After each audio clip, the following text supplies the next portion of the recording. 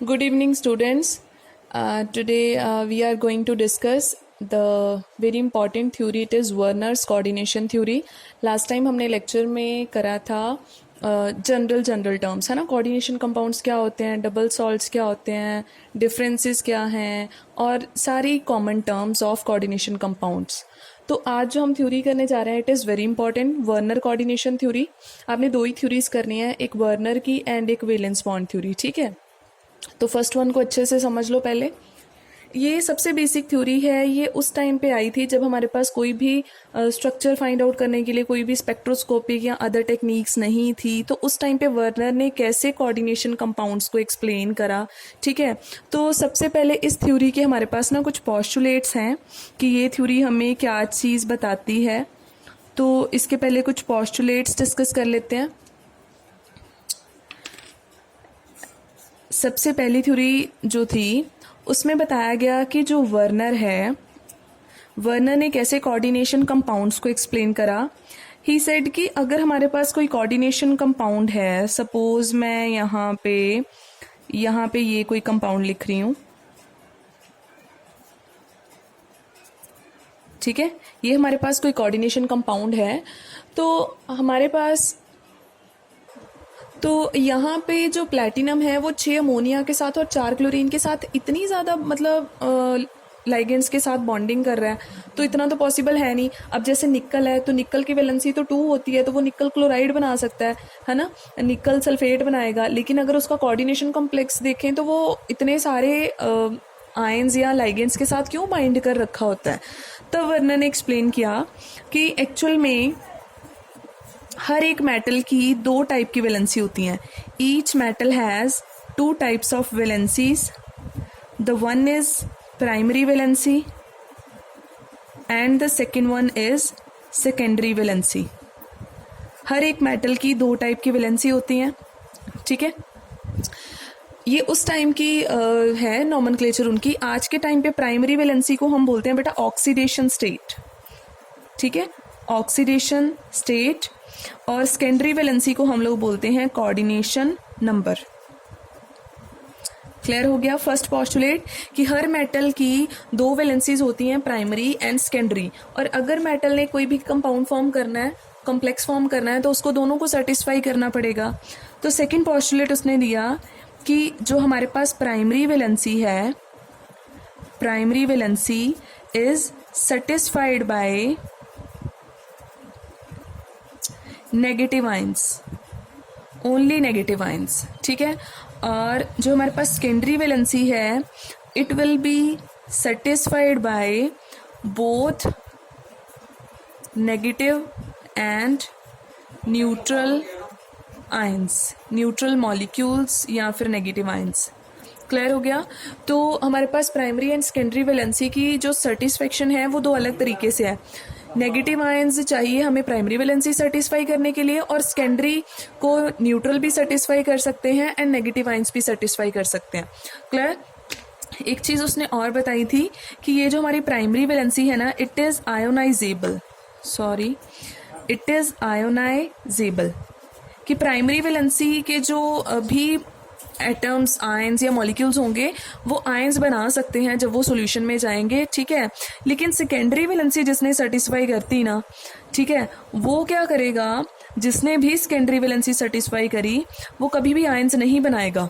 वो fixed bonding में चला जाता है मेटल की, वो कभी भी मूव नहीं कर सकता. तो नॉन आयोनाइजेबल होती है and it is ionisable. Clear.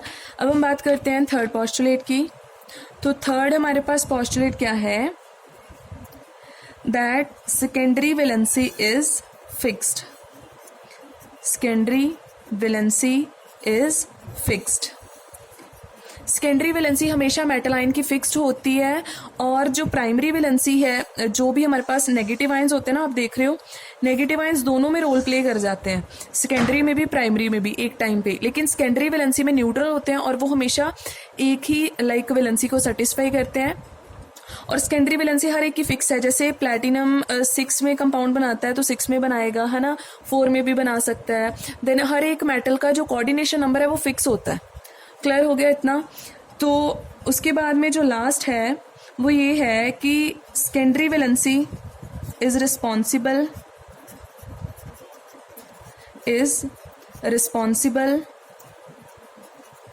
for the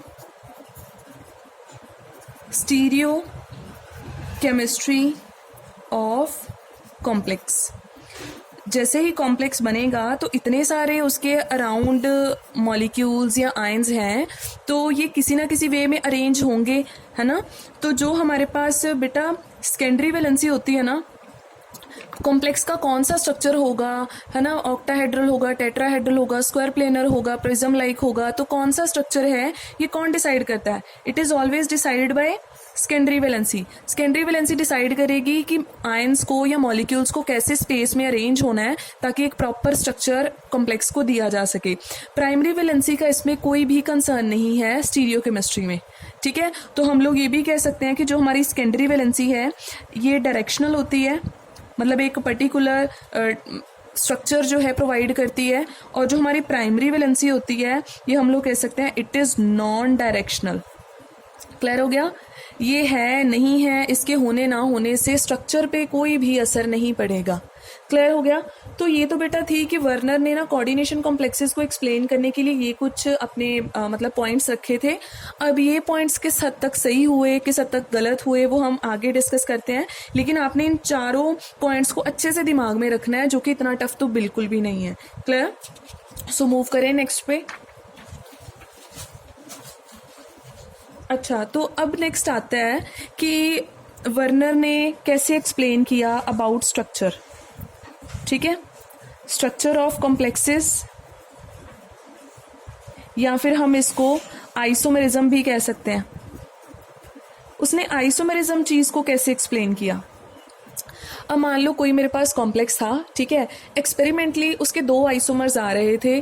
तो उस टाइम पे, तो आज के टाइम पे क्या है, हमारे पास बहुत सारी स्पेक्ट्रोस्कोपिक टेक्निक्स हैं जिसकी हेल्प से हम स्ट्रक्चर फाइंड आउट कर सकते हैं और हमें पता चल जाएगा कि इसके कितने पॉसिबल आइसोमर्स हैं, है ना, किसी भी कॉम्प्लेक्स के. लेकिन उस टाइम पे तो ये टेक्निक्स नहीं थी. तो वर्नर ने कैसे फाइंड आउट करा कि ये वाला कॉम्प्लेक्स यही आइसोमर्स बनाएगा या नहीं बनाएगा? ठीक है, तो हम बात करते हैं बेटा. पहले तो आपको ये चीज़ क्लियर होनी चाहिए आइसोमर्स क्या होते हैं. एंड होप ऑर्गेनिक में आपने अच्छे से कर रखा है ना, what are isomers. So isomers आपके पास क्या होते हैं? कोई भी आपके पास मान लो 2 कंपाउंड्स हैं, ठीक है, उनका फॉर्मूला सेम है लेकिन उनका स्ट्रक्चर थोड़ा सा डिफरेंट है, जिसकी वजह से ना उनकी प्रॉपर्टीज़ अलग अलग हैं. अब जैसे मान लो मेरे पास 2 कंपाउंड्स हैं, जैसे एक मेरे पास AB है और एक मेरे पास BA है. फॉर्मूला दोनों का सेम है, दोनों में एक A है और एक B है, लेकिन दोनों का जो प्रॉपर्टीज़ हैं वो इंटायरली क्या है, हमारे पास डिफरेंट है.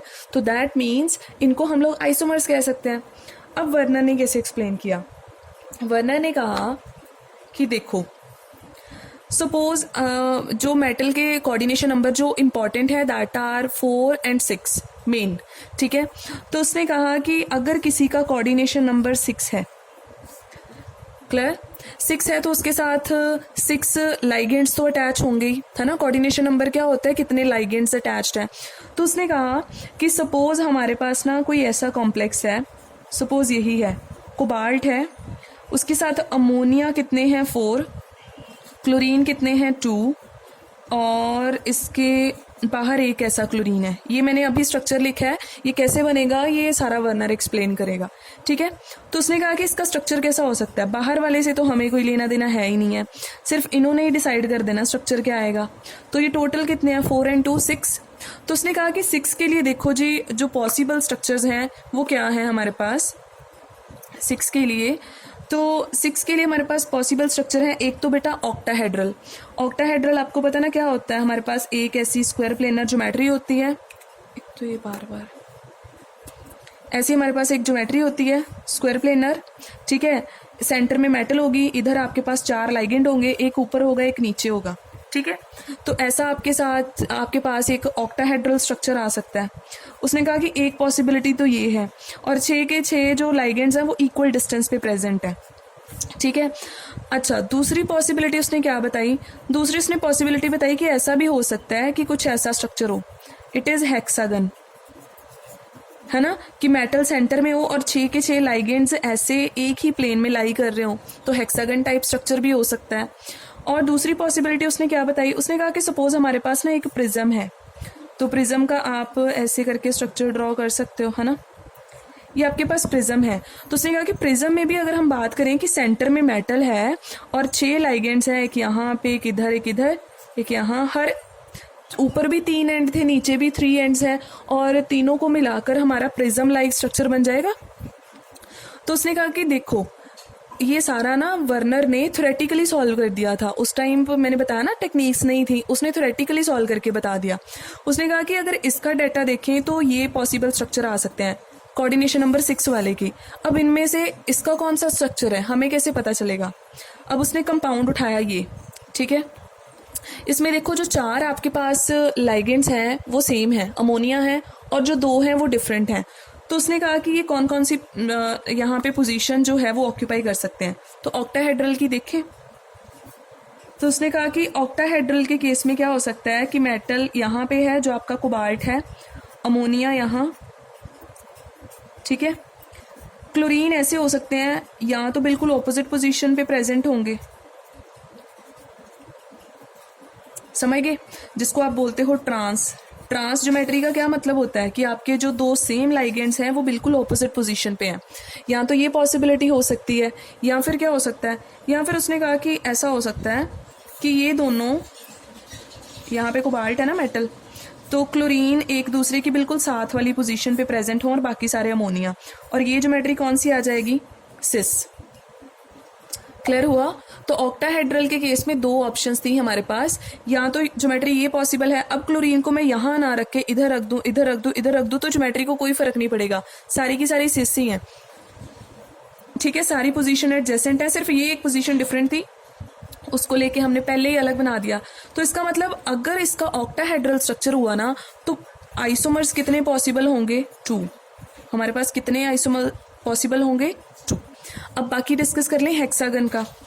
हेक्सागन के केस में क्या हो सकता है, उसने कहा कि देखो अगर तो हुआ हेक्सागन, तो सपोज हमने क्लोरीन यहाँ रख दिया, कोबाल्ट को यहाँ रख दिया, अब दूसरा क्लोरीन कहाँ पे रखना है, ये बाकी ना मैं इसलिए नहीं बना रही, यहाँ पे सारे अमोनिया है, ठीक है, यहाँ पे मैं लिख रही हूँ ऐसे अमोनिया है।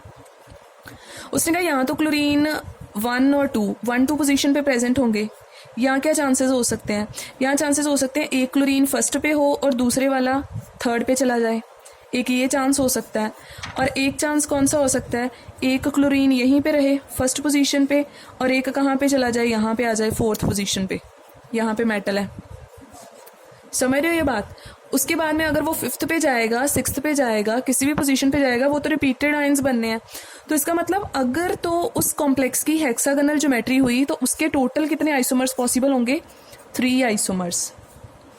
क्लियर हो गया।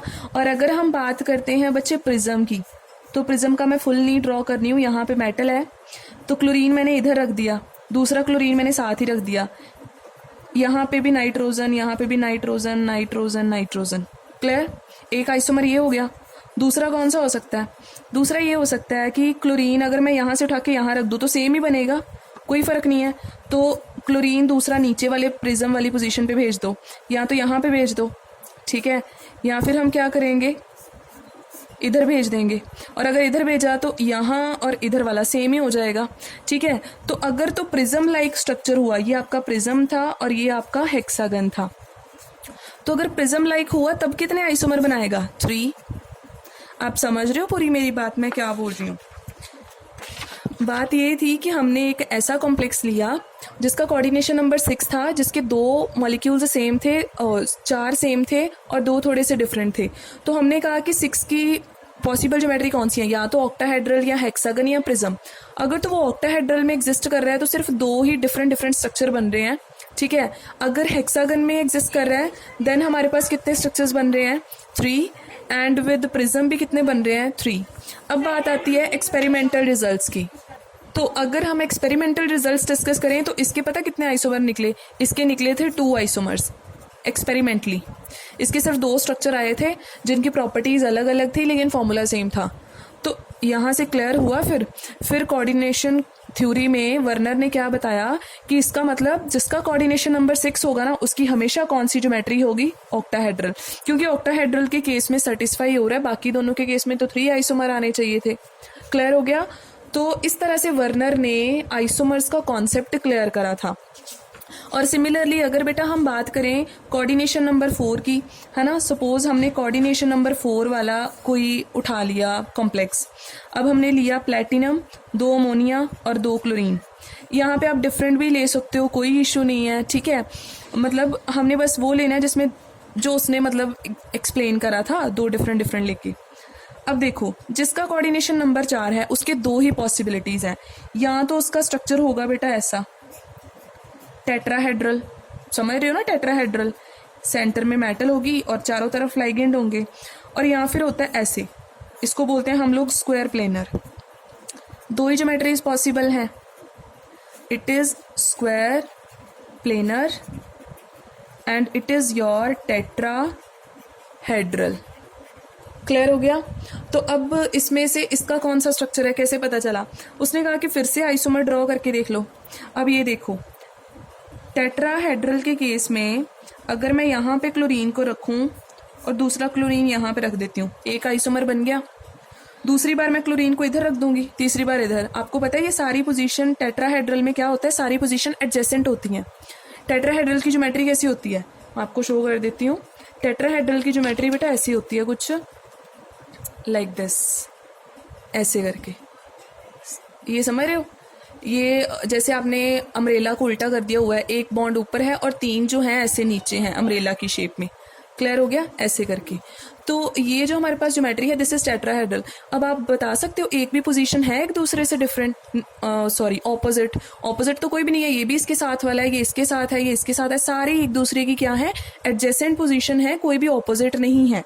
तो इसका मतलब क्लोरीन कहीं भी रख दो, क्या फर्क पड़ता है। तो आइसोमर बनेगा सिर्फ एक, ठीक है। और इसके केस में क्या होगा कि हमने अगर सेंटर में प्लेटिनम को रखा, एक तरफ मैं क्लोरीन यहाँ रख दूं, एक तरफ यहाँ रख दूं, ये हो गए दोनों साथ वाले। और अगर मैं एक क्लोरीन यहाँ रख दूं, एक यहाँ पे रख दूं, अब दोनों क्या हो गए, ऑपोजिट। तो इसका मतलब ये आपका सिस हो गया साथ वाला, और ऑपोजिट वाला क्या हो गया, ट्रांस। तो कितने आइसोमर बने, 2। इसका मतलब अगर इसकी टेट्राहेड्रल ज्योमेट्री है तो एक ही स्ट्रक्चर बनाएगा, और अगर इसकी स्क्वायर प्लेनर ज्योमेट्री है तो 2 स्ट्रक्चर बनाएगा। और एक्सपेरिमेंटली इसके स्ट्रक्चर निकले 2। तो वहां से क्या क्लियर हो गया कि इसकी जो ज्योमेट्री है वो स्क्वायर प्लेनर है।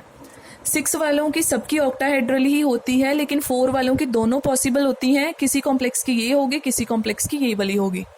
क्लियर हो गया कैसे करके वर्नर ने फाइंड आउट करा था, ठीक है। तो ये तो था कि वर्नर ने सारा एक्सप्लेन कर दिया।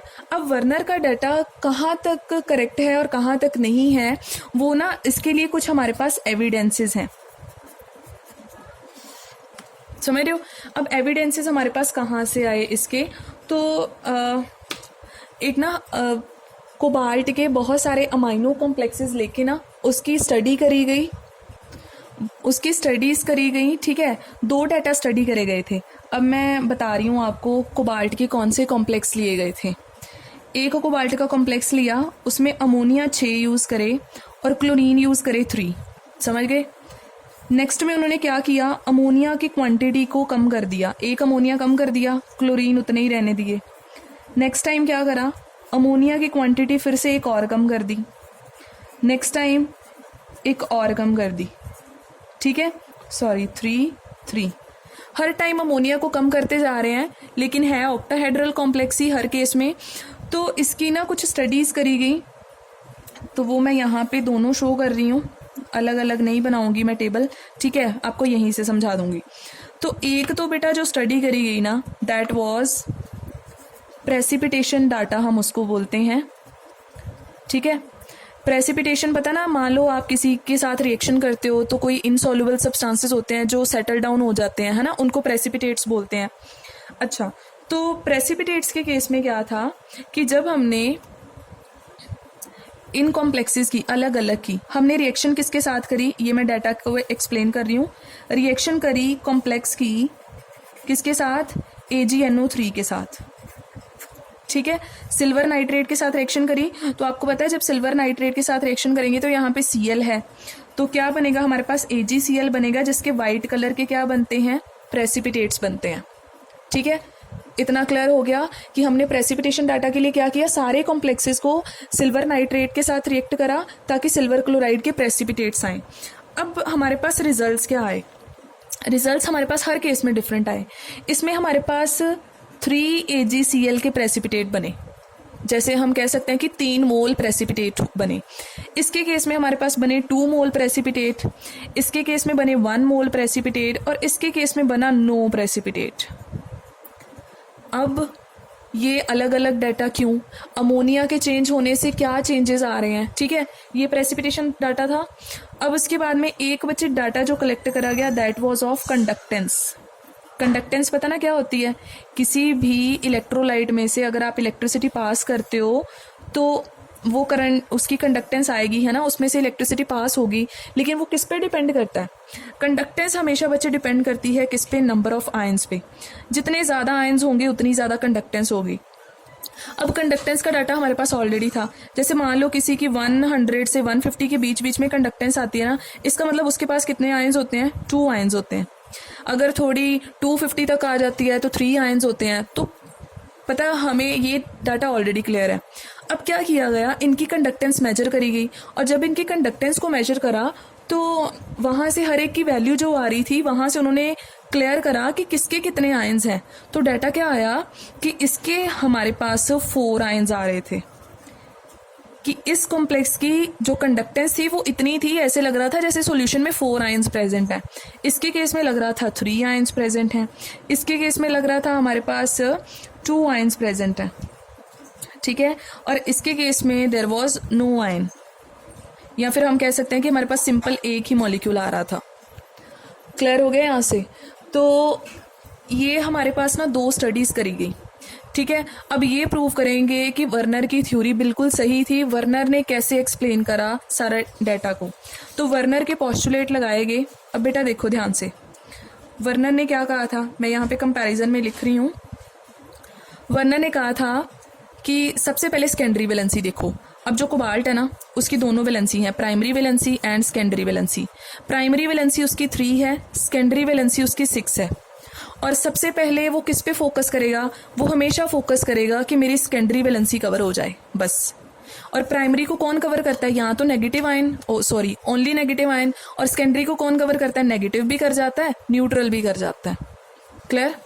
अब देखो ध्यान से, जो आपका फर्स्ट केस है, फर्स्ट केस में क्या हुआ, फर्स्ट केस में बच्चे अमोनिया न्यूट्रल है, उस पर कोई चार्ज नहीं है, लेकिन क्लोरीन पे कितना चार्ज होता है, -1। अब कोबाल्ट को चाहिए अपना 6 कोऑर्डिनेशन नंबर उसने पूरा करना है ना, सेकेंडरी वैलेंसी कैसे करेगा, अमोनिया है, 6 न्यूट्रल एटम्स ऑलरेडी प्रेजेंट हैं उसको कवर करने के लिए, तो इसका मतलब वो 6 के 6 अमोनिया को यूज कर लेगा अपनी सेकेंडरी वैलेंसी को सेटिस्फाई करने के लिए। स्क्वायर ब्रैकेट में इसको लिख लिया। अब जो बाकी के 3 क्लोरीन बचे वो आ जाएंगे इसके बाहर, स्क्वायर ब्रैकेट के बाहर, क्योंकि इतना तो बन गया आपका कॉम्प्लेक्स आयन और जो बाकी है वो आपका आयोनाइजेबल आयन है। तो तीनों के तीनों क्लोरीन यहाँ पे क्या कर रहे हैं, ये प्राइमरी वैलेंसी सेटिस्फाई कर रहे हैं और ये क्या कर रहे हैं, सेकेंडरी वैलेंसी। क्लियर। सेकंड वाले केस में देखो क्या हुआ, सेकंड वाले केस में हमारे पास, यस बेटा वीडियो डिलीट हो गया। सेकंड वाले केस में हमारे पास क्या आएगा, सेकेंड वाले केस में आप देखो कि एक अमोनिया कम हो गया। अब कोबाल्ट को तो अपनी 6 कोऑर्डिनेशन नंबर कंप्लीट करना ही करना है, तो वो क्या करेगा, कोबाल्ट को पता है कि 6 कोऑर्डिनेशन नंबर कंप्लीट करना है, तो 5 तो अमोनिया है ही।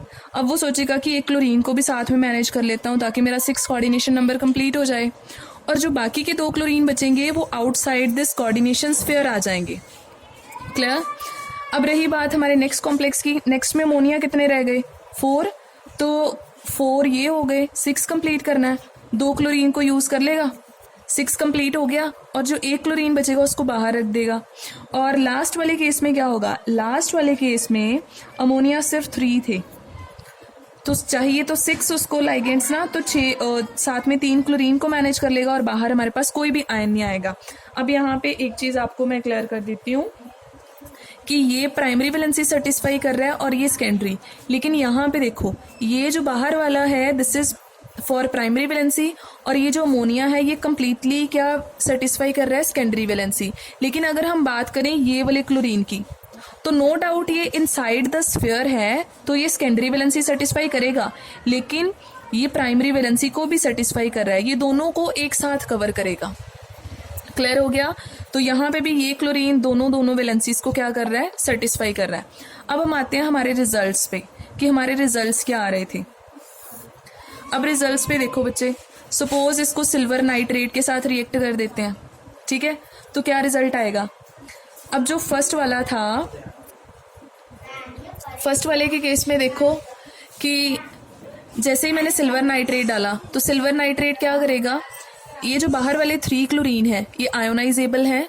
वर्नर ने बताया था कि बाहर वाले जो होंगे वो आयंस बना सकते हैं, लेकिन इनसाइड वालों को कोई भी डिस्टर्ब नहीं कर सकता। तो ये तीनों के तीनों क्लोरीन सिल्वर के साथ रिएक्ट कर जाएंगे और क्या बना देंगे, 3AgCl। यहाँ पे क्या होगा, यहाँ पे सिर्फ 2 क्लोरीन फ्री हैं, एक तो चला गया अंदर बॉन्डिंग में, ठीक है, कॉम्प्लेक्स आयन में, वो तो जा नहीं सकता, तो यहाँ पे सिर्फ 2 ही AgCl बनेंगे। यहाँ पे सिर्फ 1 क्लोरीन फ्री है तो 1 AgCl बनेगा, और यहाँ पे कितने हैं, यहाँ पे देयर इज नो AgCl, तो इसका मतलब नो प्रेसिपिटेट्स। तो अब ये डाटा आपका मैच कर रहा है। वैसे हमें देख के पता नहीं चल रहा था कि ऐसा डाटा क्यों आ रहा था, लेकिन जब हमने अपने कॉम्प्लेक्सेस को इस फॉर्म में अरेंज करा जैसे वर्नर ने बताया था, तो हमारा डाटा एग्जैक्टली क्लियर हो रहा है। अब हम बात करते हैं बच्चे कंडक्टेंस की। तो कंडक्टेंस के केस में देखो, कंडक्टेंस डिपेंड करती है आयंस पे। तो हमने क्या किया, मैं एक कॉम्प्लेक्स ले रही हूँ, बाकी आपको साथ में ही सारा क्लियर हो जाएगा। ये मैंने एक कॉम्प्लेक्स लिया, इसको जैसे ही मैंने वाटर में डिजोल्व करा तो ये क्या करेगा, ये आयंस बना लेगा। अब देखो सिर्फ बाहर वाले 3 क्लोरीन आयन जो है वो सेपरेट हो जाएंगे, और ये जो हमारा आयन है इस पे कितना चार्ज आएगा, +3। क्यों, क्योंकि 3 नेगेटिव तो गया और +3 यहाँ पे आ गया। तो इसमें कौन सा हमारे पास ये वाला आयन बन जाएगा। ये आयन कौन सा होता है आपका, this is your complex ion, this is your complex ion. Total ion बता सकते हो कितने बन रहे हैं, एक तो पूरे का पूरा कॉम्प्लेक्स आयन रह गया और 3 ये आ गए, तो टोटल बन गए हमारे पास 4 आयंस, 3 बाहर वाले और एक पूरे का पूरा ये कॉम्प्लेक्स आयन। तो 4 आयंस जितनी ही कंडक्टेंस शो करेगा, और देख लो हमारे पास रिजल्ट भी वही आ रहा है 4 आयंस का।